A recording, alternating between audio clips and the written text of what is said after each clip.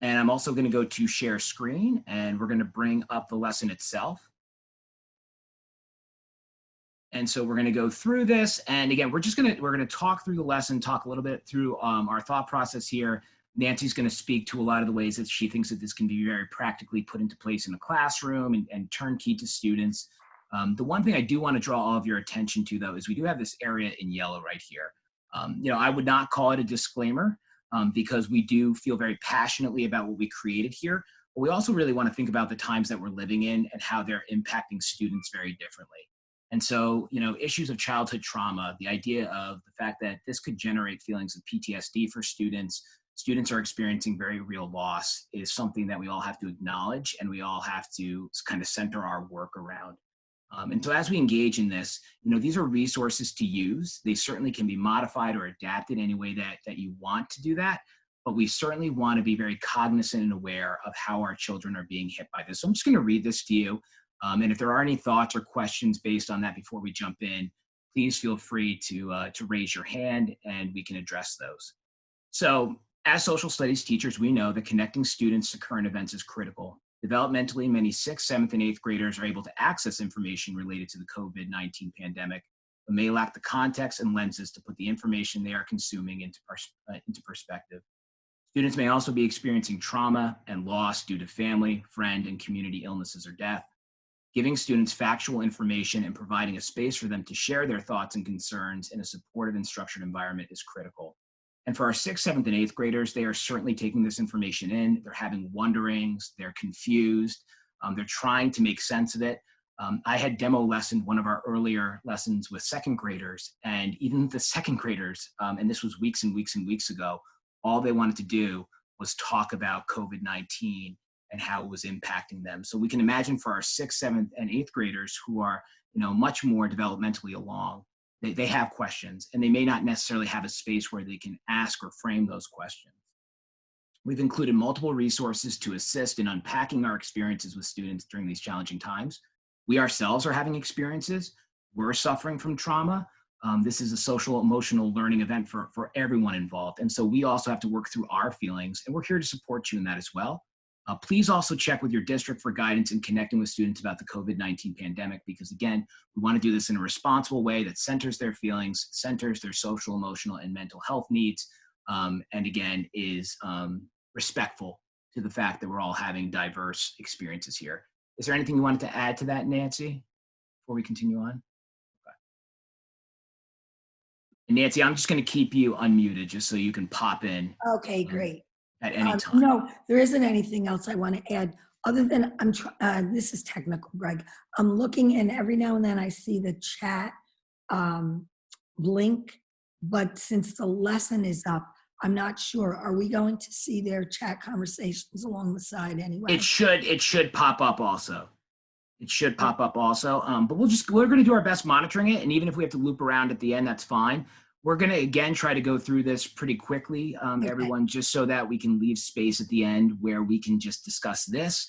Or if you have other thoughts or wonderings or concerns, I mean, again, this is an open forum for 6th through 8 social studies teachers, but any social studies teacher who also wants to share thoughts or concerns or even resources that you've been using. Again, it's just greatly appreciated because it's the collective, background of all of us that's going to make this work for our kids. So one of the things you'll notice is that this lesson is constructed a bit more loosely than some of the other lessons we've created. And we did that intentionally when we wanted to ground it and be sure that whatever discussion we had in COVID was actually tied to the New York State framework. So in that document that I sort of summarized what I'm going to say right now, there is a connection. For example, in grade 6, it specifically draws on that unit 6.7, where we talk about the beginning of global trade and we talk about the plague. And then in grade 7, we talk about the encounter between the Spanish and the Native Americans. And then there's also a document in there that deals with Washington inoculating the troops. Ironically, before the smallpox vaccination was widely tested, and he's quite somewhat credited with saving the health of the troops by this order and having a better outcome for the revolution. And then grade 8, there were multiple. There was the 7th and 8th, the tension between states and federal government, the risks of global trade, the interaction of migrations that have occurred in our country throughout history. So there were so many historic examples. Ironically, we included documents on the plague of 1918. That is not actually spelled out in the 8th grade framework. However, there's this allusion to how life has changed as a result of the war. So it tangentially occurs, but it is so frequently compared to today's outbreak and some of the behaviors we see that we thought it was important enough to put that in there. So it really, if you are concerned about the emotional conversation of coronavirus, you may feel more comfortable sticking pretty close to content as opposed to moving on to the bigger themes of the virus right now. But it's set up so you can move in multiple ways. Do you have any questions before I sort of go on? Okay. I think we're good, Nancy. And what I'll do is maybe I'm going to actually scroll down and we can just talk very briefly to each of those things. Okay. But I think, go ahead. Are you going to scroll? I'll scroll. Seem to be able to. Okay. I'm scrolling. So this is filled with a variety of skill exercises or the practices. It focuses on practices such as sourcing, gathering evidence. There's a lot to do with analyzing visuals. Initially, that was what we were going to do, was make the whole lesson visual, but then we thought the kids needed text to give them some context for some of the things that were happening. It draws on map interpretation skills and graph interpretation. So that's another way that you may want to approach this, is pull out some of the documents individually and just deal with skill development. Or you may have students that need you to spend a little more time on that. At the same time, this can be used to build claims and do writing with students. And that's what you'll see on the screen right here. So we worked with Danielle Colangelo, who's my ELA counterpart. And there's a really great opportunity here, and we'll kind of talk through this as we go through the presentation. But there's lots of opportunities to connect to ELA here, and especially if you are utilizing a teaming structure in your middle school or your junior high, or if you're a 6th grade that's attached to an elementary school, really think about those opportunities, because one of the things we have to have here is flexibility with students. And these are all tasks, again, that can be modified. They can all have flexible components. They don't necessarily even have to be graded. One of the things that we found great success with is, as we look at unpacking student thinking and the way that they respond to stimulus or to documents, giving them actionable feedback.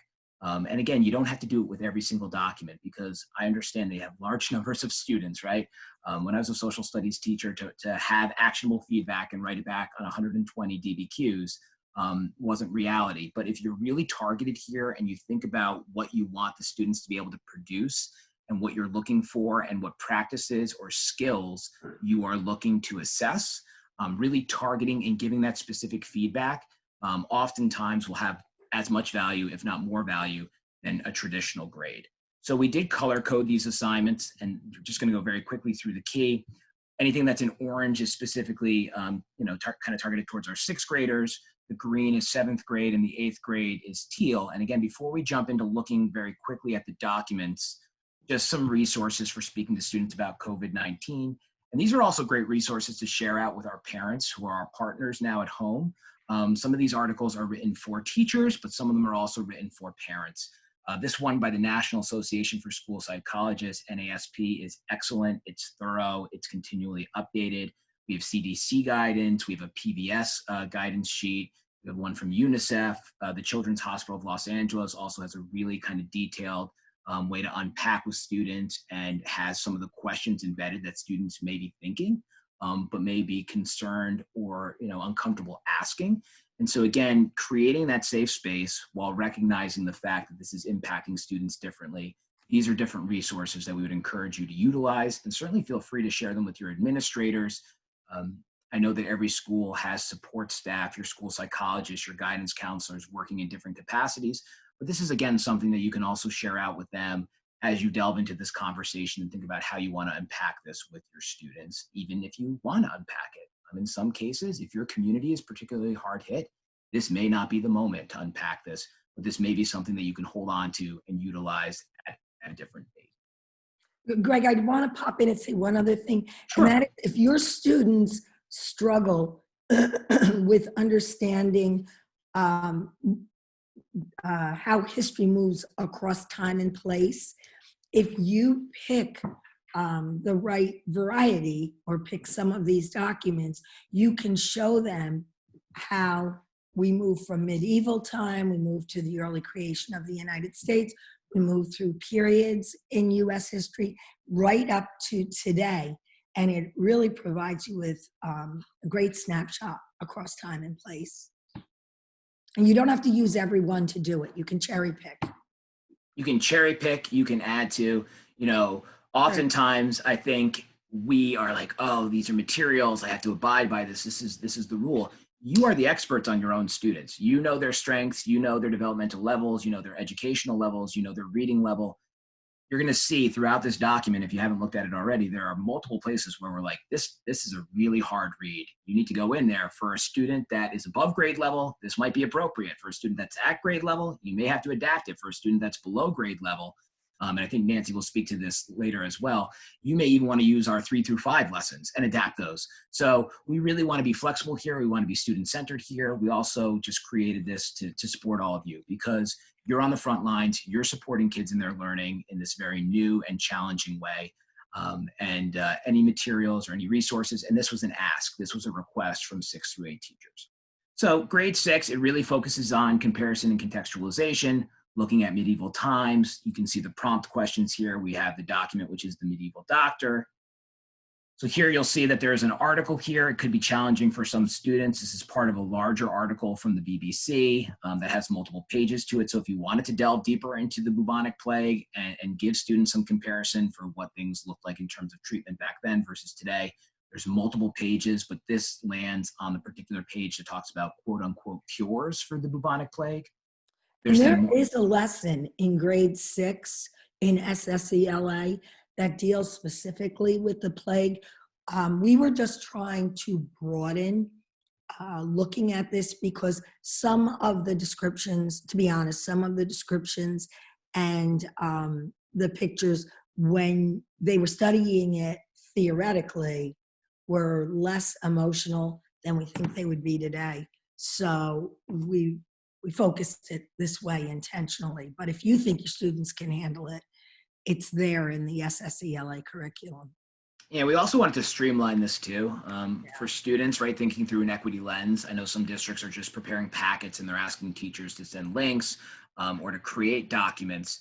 And so the idea being that you could click on this, you could print this out. If your school is having students pick up work in packets, if they don't have access to technology, that's something else that you could do as well. So this could just be printed out and created as a packet. Also, if you wanted to utilize it that way, you have follow-up questions. We then have kind of the comparison question with the modern doctor, allowing the students to look at the original image with that kind of traditional medieval bird mask that they would stuff the cloves or the incense into, looking at what we have today with the modern masks and respirators and goggles and protective gear, right, the PPE gear. And then going down to treatments for COVID-19, which again, this article is from Harvard, but it's actually written fairly accessibly. It kind of bullets it out for students. For a student that's at grade level reading for sixth grade or a little above, they can probably access it and make their way through it. For a student that is reading below, you may want to go in, copy and paste it, and then just source that information out to the students that way. Again, more follow-up questions. One of our other colleagues, Linda Brandon, created a great chart which can help students organize their ideas. And I'm not going to open it all the way up, but it compares the pandemics. So it compares the medieval doctor and the modern doctor, the plague, the treatments that are in place for both of them, how they look different, and how society is responding differently to both of them. And again, just like any of our other files, this file is view only. So you just open the file up, you go up to the corner, right? Same way that Google Slides works the same way.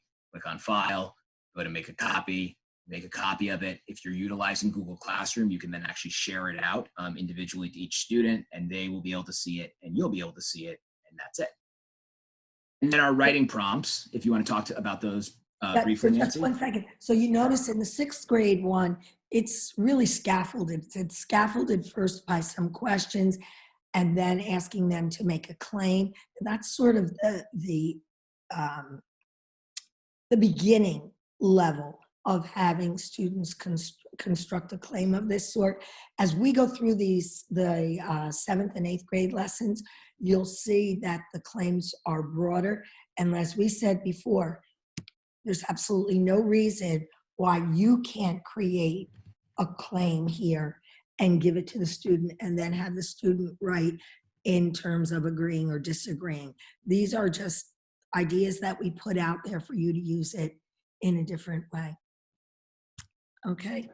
And so again, these were just ones that we recommend, and we're really saying this is resources to utilize, and we're always available. You know, it's business unusual here at SSELA, but we're all around and we are all accessible. So if you come up with a prompt and you want to run it by one of us and just say, hey, I just want somebody else to just kind of like talk through this. I've got a great idea. I've got a resource I want to share out. Or I looked at the documents you had and I found 4 or 5 better documents that I want to share out with the SSELA community. Reach out to us, email us, and we'll share our emails at the end. But again, the idea is that if we're doing something that works at a time when we're all kind of struggling to find things that work, we should share those good resources. Because again, this is a community and you all showing up here today is evidence of that. So we're gonna go down now to grade 7. Grade 7, we created 2 of them. And again, they can be adapted any way you want to. Nancy spoke briefly to these. So the first one is an excerpt from a longer text by Dr. Mark Bratton. It talks about smallpox and the conquest of Mexico. It relates to the Columbian Exchange. It's got good data actually embedded in it and talks about you know, the number of Native people that were reduced, indigenous people that were reduced as a result of the influx of European diseases that were brought over through trade and conquest and exploration. The source is here. If you do want to go to the source and use a longer version of it, that's there as well. And then we have everybody's favorite Columbian Exchange chart, which I'm pretty sure every single 7th grade teacher in New York State uses. I know when I taught New York State, 7th grade social studies, this is the one that I utilize, right? Everybody always kind of points out the skull and crossbones over here and the different kind of diseases that were brought over, you know, purposely, right? Not on purpose, but also purposely, with reason, through the Columbian Exchange, and were used as a biological weapon. Document 3 talks about the Native American population chart. And again, students, you can even have them kind of look at this population chart and then refer back to the earlier document, because there are different statistics in each, because it's not, you know, known, right? We have all of these scholars who are taking a best guess in terms of the number of Native people that were impacted by disease, but you could even draw a comparison to that. You could ask students to think about which one they think is more reliable, why they think it's more reliable, some of that higher level thinking. And then, of course, there's follow-up questions. And then we have document 4, which is a world trade map, which is by the UN. And that, again, connects the idea of the Columbian Exchange was important. It was powerful. It was an economic driver, but it also brought disease and death to people. You know, now thinking about trade today, right, we always think about trade as being solely positive, but we know that trade and that travel was one of the ways that COVID-19 was spread. And so we obviously cannot step away from trade. Our society, our culture, our economics on a global scale are built around trade. But you could also use this to engage students in thinking about the future going forward. How might travel and trade look different with the idea being that we don't want to have repeat pandemics. And again, we're not trying to scare students here, but we're trying to empower them. And a seventh grader can think about these things. You know, obviously, again, if you live in a community that's been, you know, disproportionately impacted by COVID-19, you may want to do a much shallower dive here. But students do need to be aware of this. They're seeing this information. They're seeing the briefings from the president. They're hearing information from the CDC. They're getting other information from the WHO. We need to try to contextualize that for them and help them make sense of that, because otherwise they're going to try to fill in the blanks. And that's where fear oftentimes comes from, you know, us inserting information that may or may not be accurate into our own understandings of what we see around us. And I just want to point out real quickly, that is a complex map. Visually, it's a complex map. So I think there's value to working with students with documents or with maps in particular that are that complex to help them disaggregate some of the information and then answer those questions that they see below. Absolutely. The next one is, again, a document that relates to that map. You could use document 5 in conjunction with document 4. This is an article from the World Economic Forum, which was, you know, partially supported by UN data, looking at global trade and the idea of a global recession, how much trade is going to go down. So again, you can have students step into the economics practice from the framework, talk a little bit about economics. And even though we don't technically talk oftentimes about current trade, right, in 7th grade, it's a great way to tie in thinking about mercantilism, thinking about the Columbian Exchange, those times that we do talk about global trade in 7th grade, and then comparing it and bringing it and giving it meaning for students today. You know, it's even, we don't have a document that speaks to this, but an interesting conversation to have with them is how they have exchanged money, how they've paid for things, how they have exchanged, if they've done any takeout, how we are exchanging back and forth with one another during this pandemic, and how that's so different from any way we have interacted with people when we were, purchasing things today. And we have another great chart right here from Linda Brandon, again, comparing in the impact of the Columbian Exchange on Europeans and Amerindians, and also looking at modern day trade. Once you make a copy of these, they are all editable, so you can make it work for whatever you are doing. You can adapt it and, again, make it fit your personal needs. And then, of course, we have the writing prompts and compelling questions. And I can't encourage you enough. I was fortunate enough when I was a 7th grade social studies and special ed teacher, I had fabulous ELA teachers, and just having their lens, the way that they wanted students to construct claims. And at a time where we're all trying to figure out how we can get students to continue to grow, without overwhelming them, thinking about ways that, if you have an ELA teacher that's working on writing claims with students right now, and you've got, this kind of content that you want to throw out there, I mean, we really want to think about killing 2 birds with 1 stone. It's going to make it easier for you to give actionable feedback to the student. It's going to be easier for your teacher partner, the ELA teacher, to give feedback to students. And it's also going to reduce the stress on the students because they're still getting value. They're still getting, the benefit of ELA instruction and social studies instruction, but they're going to see that synergy and that crossover. So before we move on, because we're about at the halfway point here, just want to really open it up to any questions. So again, if you want to just use the hand raise function or comments, feel free to just hit the hand raise function in the participant box, or feel free to pop something into the chat. And again, we are going to move through the rest of the documents fairly quickly because we do want to open it up to any of your needs, any of your thoughts, or any of your wonderings or curiosities. All right, so we'll move on. But again, just feel free to pop in at any time. So the second 7th grade option, again, Nancy made reference to this before. This is comparing and contrasting government and leaders' actions.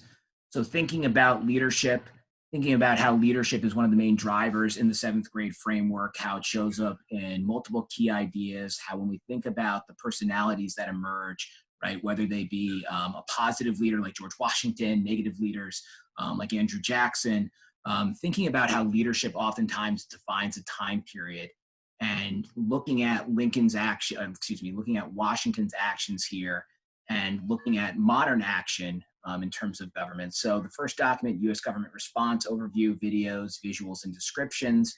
This comes right from coronavirus.gov.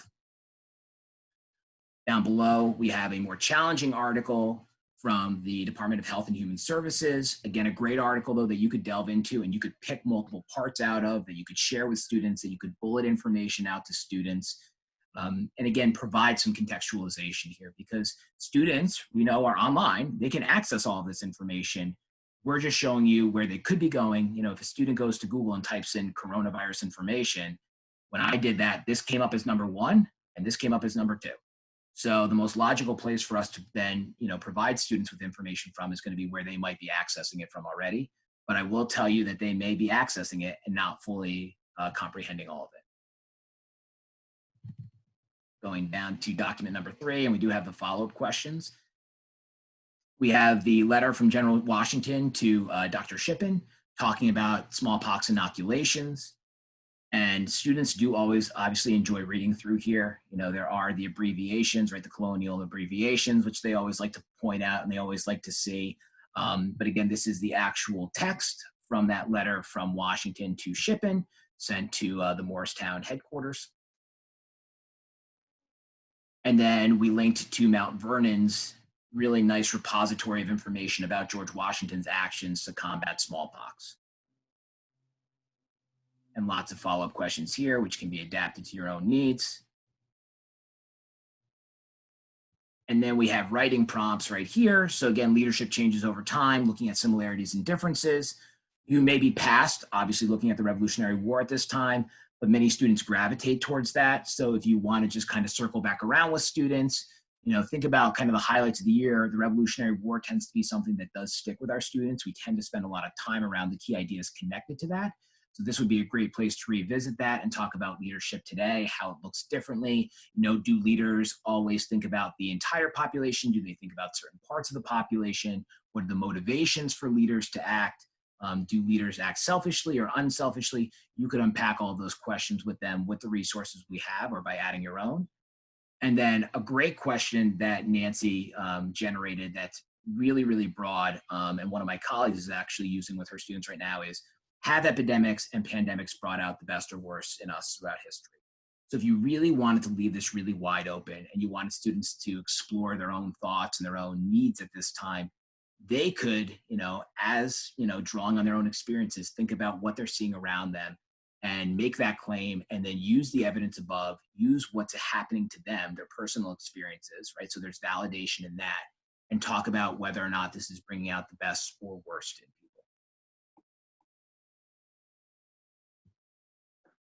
We'll pause for a second for any questions before we head into 8th grade. And we did just break up the pages so that it did not look like one giant document, because again, we all know how overwhelming that can be. So Nancy made reference before, so this is 8th grade, to the 1918 Spanish flu pandemic. It is not specifically, you know, described in detail in the framework, but it's alluded to. It's connected to World War I.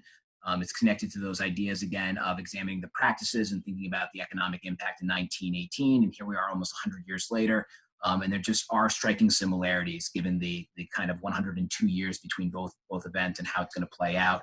From a scientific standpoint, so if you wanted to jump into science, you know, epidemiologists are using the 1918 flu pandemic to try to, you know, anticipate how COVID-19 is going to behave and react. So it's interesting, and you can point that out to students that, you know, data from 102 years ago is still really relevant to our understanding of how this pandemic is playing out and how it's going to impact and shape us. We have a question from Janelle about the fevers of Philadelphia and New Orleans. So what I would say, Janelle, I don't know if you're referring to the yellow fever, that epidemics that used to occur in Philadelphia and how the government used to move itself, which would be like a 7th grade topic. But you could certainly bring in any of those resources, because one of the things that we can do is we can, again, we don't want students to say, oh, this is just kind of old hat, this is normal, because we're in really, you know, not usual times. But students may better understand what's happening if they see that this is something that's cyclical, right? That pandemics and epidemics do occur from time to time. We were lucky enough with SARS that it didn't impact us in the same way that it impacted Asia a few years ago. We were lucky with the Ebola outbreak in Africa that it didn't impact us in the same way here in the United States, but that these things do occur from time to time all over the world. This is just hitting us very differently because it's at our doorstep. So you could certainly make those great connections. And I know that in John Adams, for example, so if you wanted to share with the students, you know, in 7th grade, John Adams, there's a whole scene where John Adams is talking to George Washington about escaping Philadelphia before yellow fever hits, you know, for its yearly outbreak in the city. So you could certainly utilize that. Some of that stuff is on YouTube, but look for other resources to incorporate. But again, be creative here. I am not in any way an expert, but we do have someone here who is very keyed into young adults literature. And I would be very interested to know if there were any young adult books that were written through the perspective of a young person living through this era of the Spanish flu. Because the interesting thing for students, and Donna, if you know of any, or if you think, gee, I'll look around for one of those, I think that would be a great addition to this lesson. But I think one of the things kids struggle with is when they study something like this in history and they've never experienced it, they find it almost impossible to believe it occurred or connect with it. And now they can really, when they study this flu, they can really connect with, wow, what it must have been like back then. And we will get through this just as they did, and life went on. I see Janelle's made another suggestion here. Any thoughts on that though, Donna? Can you think off the top of your head of any text that people might be able to anchor to this? There's a book called Pox that is written around the Revolutionary time, and I think it gets at smallpox, and it also talks a little bit about yellow fever. That's one. I've seen some for 6th graders where they do more of an overview kind of thing during the 1600s when the Black Plague comes back.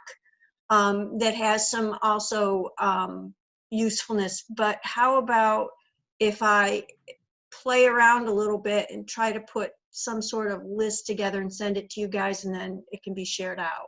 Outstanding. We'll send it out to the listserv. That's perfect. And Yeah, Jennifer actually, great.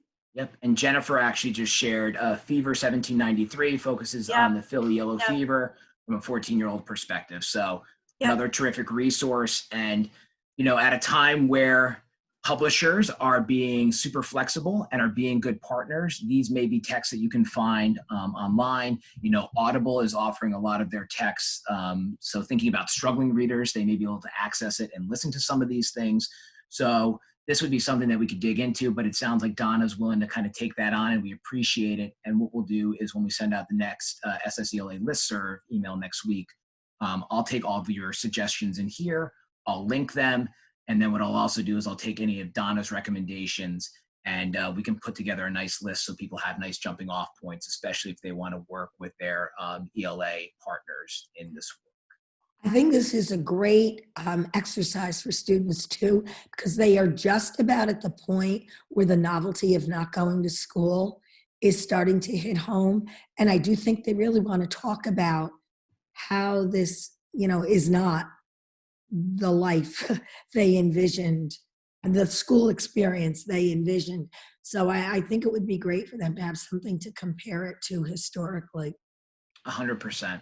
So again, same kind of format, documents. We chunk these out a little bit more with follow-up questions. So, you know, we have a Spanish flu hospital. There's a lot that you can explore there. You can look at the way that the government kind of took, you know, if you want to talk about socialized medicine, people who may have normally not had access to medicine or hospital care in 1918, you saw that expanded as the government, not only here in the United States, but different global governments really expanded their healthcare systems to try to contain it, looking at illness as not being an individual problem here, but being a societal problem, and the way that they opened up these flu hospitals, including this one from the US.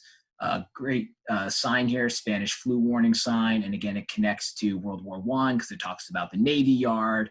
It talks about the war in Europe. It talks about not spitting, right? Because again, our understanding is starting to evolve at this time in terms of the transmission of these diseases. Obviously, you could also say, they're talking about spitting here. How has our understanding of how, disease, is spread changed from that? And again, if you want to partner with your science teacher on this too, another great jumping off point. And yesterday, Nancy and I were talking, and we even said, this is a good opportunity for math. So if you jump into some of these documents, if you go back and, as an 8th grade teacher or as a 7th grade teacher, as a 6th grade teacher, if you want to look at that modern global trade map, it goes to a landing page, which is full of statistics. And if you had a math teacher who really wanted to dive into this with you, they could create some really meaningful math-related statistics activities, which would give students some sense of what's actually going on and make meaning of all the numbers that they're hearing thrown around on podcasts and on TV and in conversations among the adults that are around them. And then just a great image from history.com. So this talks about the late 1920s, I think it's 1928, flu outbreak. This is from London. But looking at the personal protective gear here, talking about the understanding of how disease was spread then. And if you actually click on this picture in your own document, it takes you to a repository of additional images from throughout the 19th and 20th centuries, looking at different outbreaks of disease. And the controversy surrounding, can the government make us wear these face masks? I already see comments starting to pop up. Well, what the challenge of, well, what's going to happen if some Americans don't wear them? It just cracked me up because it reminded me, okay, world, now you know what happens when we try to impose a rule in school and kids want to challenge it. But it's a great conversation for kids. Can the government actually impose these kinds of restrictions on us? Yes, they can. And then it jumps to the modern pictures. So here we have one, this is from Canada, but I thought that this was one of the best ones I saw in terms of the way that the beds are lined up. I also wanted to make sure it didn't show specifically any patients because we don't want to trigger students or frighten students any more than they already are, but just looking at the biohazard suits. And again, if you're teaching 8th grade and you wanted to talk a little bit about how technology has progressed, you could even jump back to the 6th grade lesson and say, hey, we're going to jump back to 6th grade for a second because we're operating in unusual times. We don't necessarily have to always feel like we are, within our normal structures. So if this is a good opportunity for you to go back and review and jump back to medieval times and you want to look at that with your students, utilize the open space that you have to do that as long as you feel comfortable doing it. Of course, the empty shelves, right? I'm sure we all have our experiences with this. If I was teaching this, I would probably talk about the fact that I stayed up till 1:30 the other night to try to get on Peapod so that I could get a Stop and Shop delivery, and how, things that I took for granted in the past, like shopping at a grocery store, thinking about scarcity, again, tying into economics, how this has, exacerbated those things. So certainly another great way to connect, the past, the present, and our own personal experiences.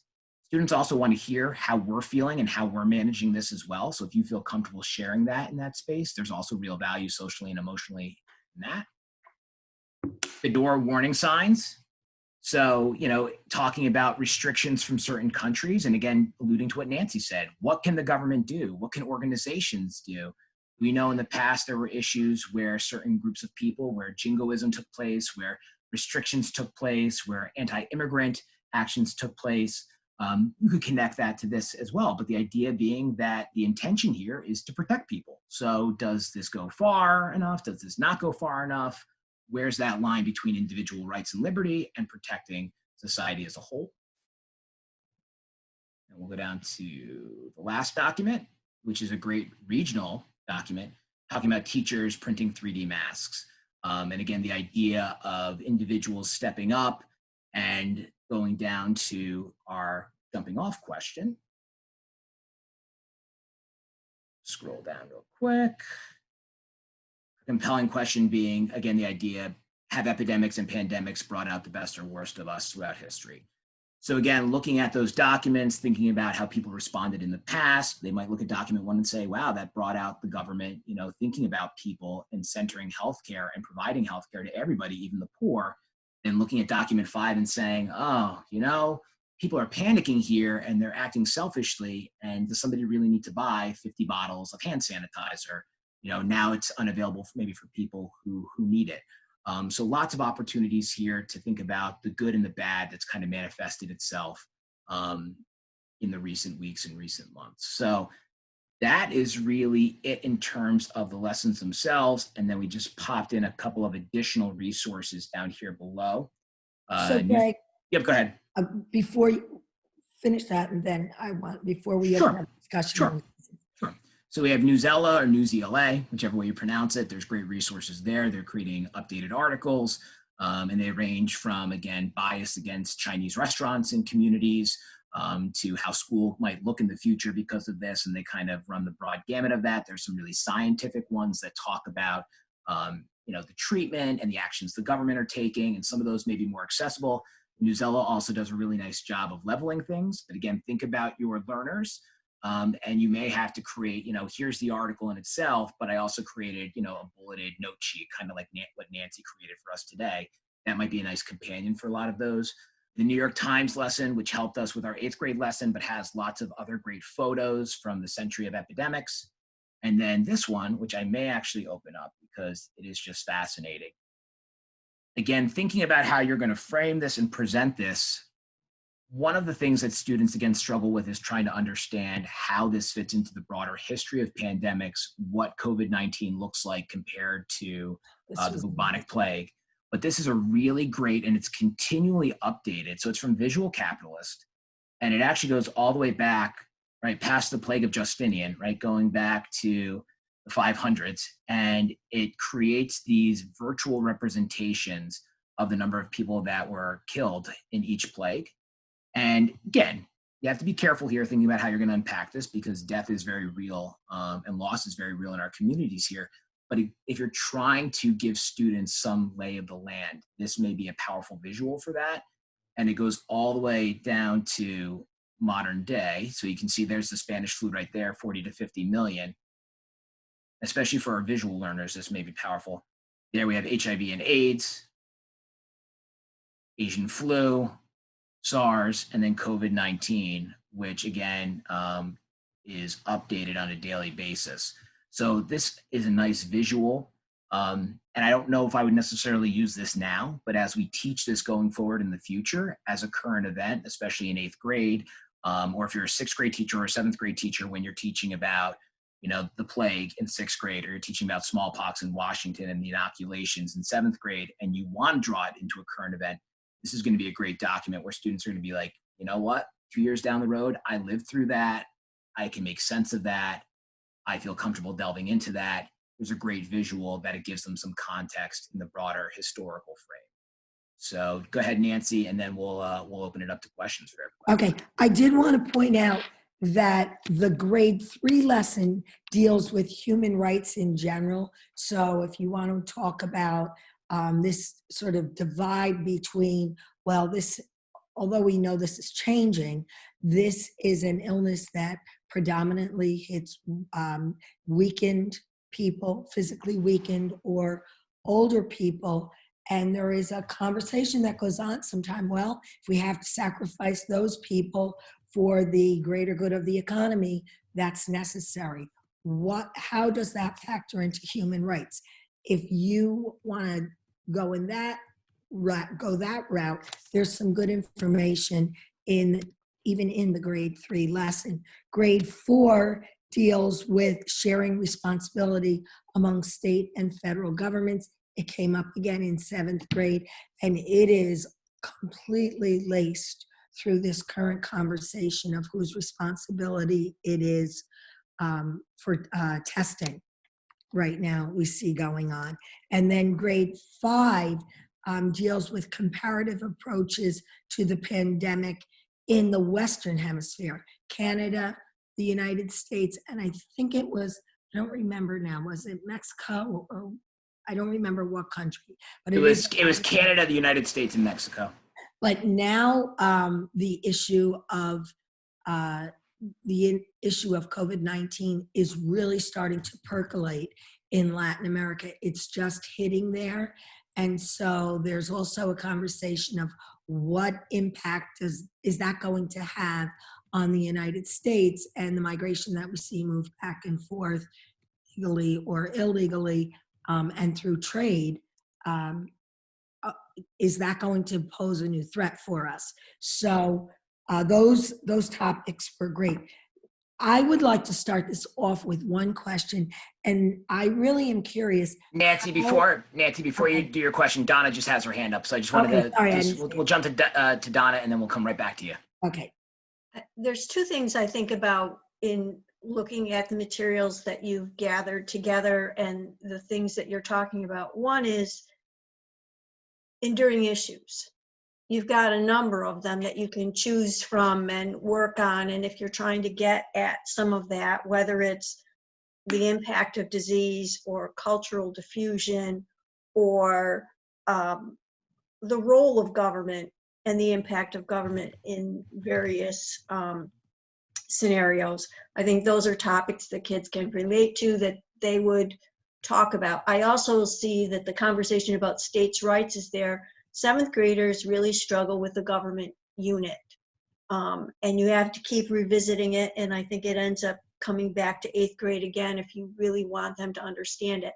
But the states' rights issue related to who's responsible for doing what and the conversations that are going back and forth between the federal government and the state governments and then local governments, I think are important ones to address with kids and looking at those kinds of things and who's responsible. So just some things to think about as you're trying to figure out how you want to address it based on your community. Excellent.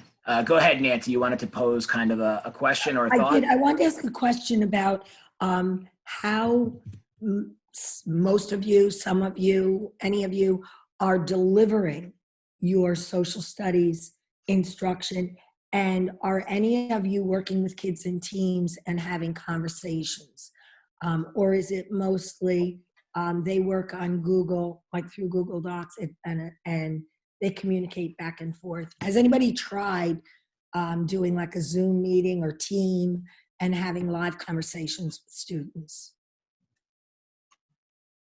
And again, you can share that in the chat if you want to, but it would be great to hear some actual experiences. Excellent. Go ahead, Jennifer. Let me unmute you.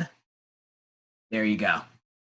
Hi, everybody. I work in Dobbs Ferry, and this week we started live teaching, quote unquote, where we meet with, we have 2.5 hours spread out over the week where we meet with students.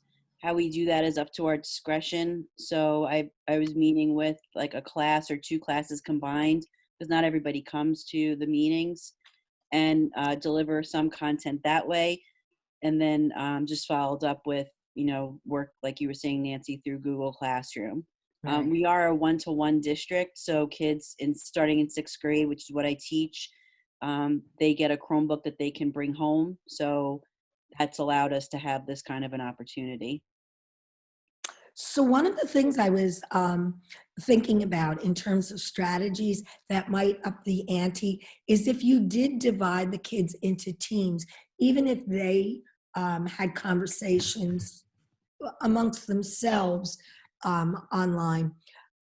One could be a group of members of a medical community, another could be a group of economists, another could be a group of policymakers, and they could take any one of those prompts or take one of those issues and then formulate their reaction to something or their point of view, and then come together. Even you can do it live or you can do it through text, how they perceive that issue through those different lenses, because that really gets at the different standards of social studies. And then another one was to ask students to react to a particular article through different perspectives. And they can either choose the perspectives or you can kind of give them a choice of perspectives to react with. And I think that's an important point that Nancy hit on. We're trying to create authentic tasks, right? High quality tasks that, aren't just history based, right? We want them to be social studies tasks. And so thinking about the idea that there should be a practice embedded somewhere in there, there should be some content in there, but oftentimes we forget about the fact that you can use those different lenses. So look at the 5 standards, right? Think about having them combined. They could do standard 1 and 2, thinking as either one of those as a historian. You could have them think as a geographer, right? Looking at those maps. They can look at as an economist. If they're looking from the medical idea or the idea of community good, you could bring that into the civics. So there's just lots of different opportunities, or the idea of being a social scientist. There's lots of opportunities for intersection there. And again, this is a time to be really creative. We want to honor and support and care for our students' needs. We want to center their social emotional health as much as we want to take care and practice self-care for ourselves. But this is a time where you can really pull out some interesting things from the playbook and try them and see if they bring new meaning to students, see if they help you to foster that connection either among your students or between you and your students at a time where you're not in a room with them. And that's a key component of education, right? We know that student connection is one of the main drivers in terms of how they're going to learn. So making it be relevant and important to them and having that connection with you in some way, whether it be through feedback or whether it be through some kind of connection in terms of how you're communicating. And thank you for sharing that, Jennifer, again, in terms of what your district's doing. It's powerful to hear. I know we're almost running out of time. We've talked about issues that I think really connect to the framework, but another topic that I see it's popping up more and more, and they're really starting to get nervous about it, is the issue of sports, interscholastic sports not taking place, and how this is going to impact their immediate future in going to school, and also how this is going to affect college students and the job market. We have a question, Nancy. Yes. Sorry, go ahead. Oh, it's all good. You were talking about athletes. I coach lax at Westlake High School, so our athletes are really like shaken up about it. Like, we had a senior that was gonna break a record, and he won't be able to do that. It affects the juniors also, because this is like a big year for scholarships and recruiting for next year. So what we've been doing, we've been staying in contact with them. Like Monday we'll post like a workout, like an upper body workout. Wednesday we'll post something like sports related, and then Friday what we've been doing is like a team activity. Mm-hmm. So what did we do? We posted like a picture of us with like a quote. We did like a push-up challenge. I think this week we're going to do who's our favorite athlete and why. We'll post like a little video. So, just the athletes are, like for me, I played football in high school. Like, I couldn't tell you what I'd be going through if my football season got canceled. So some of these kids, sports is what keeps them out of trouble. So for that, 100%.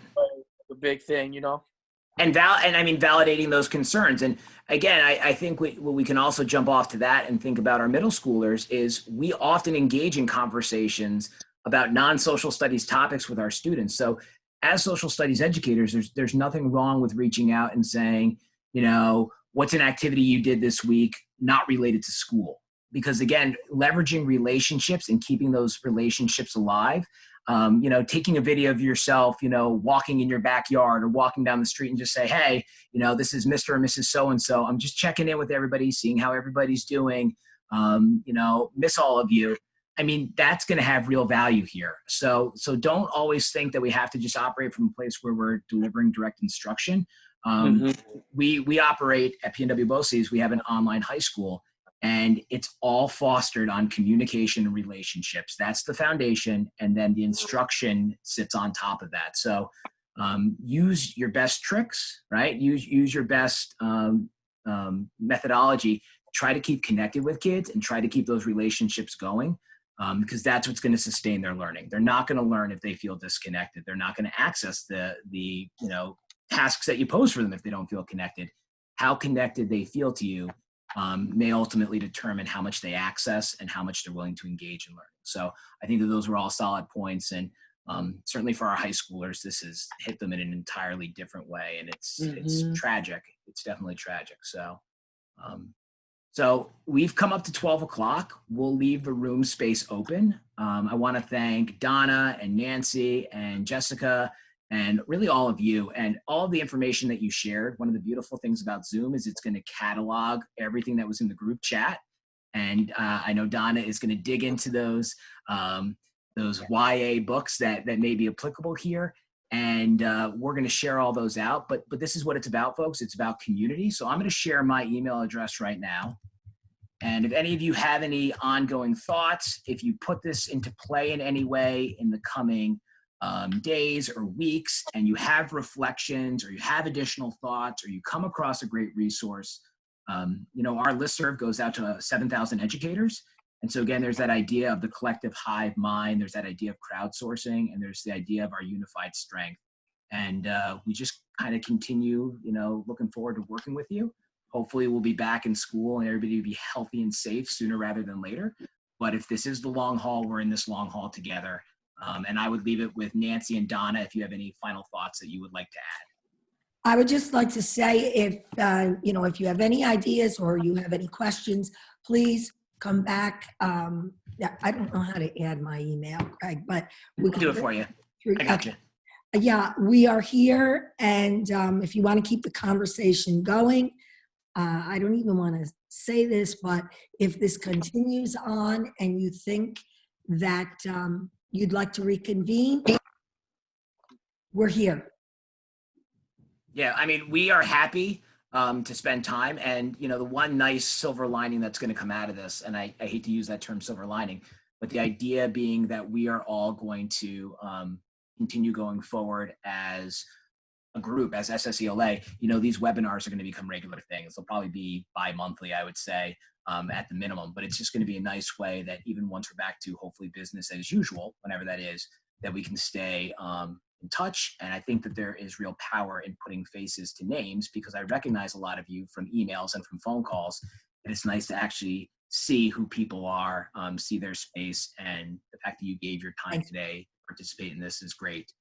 Any last thoughts, Donna?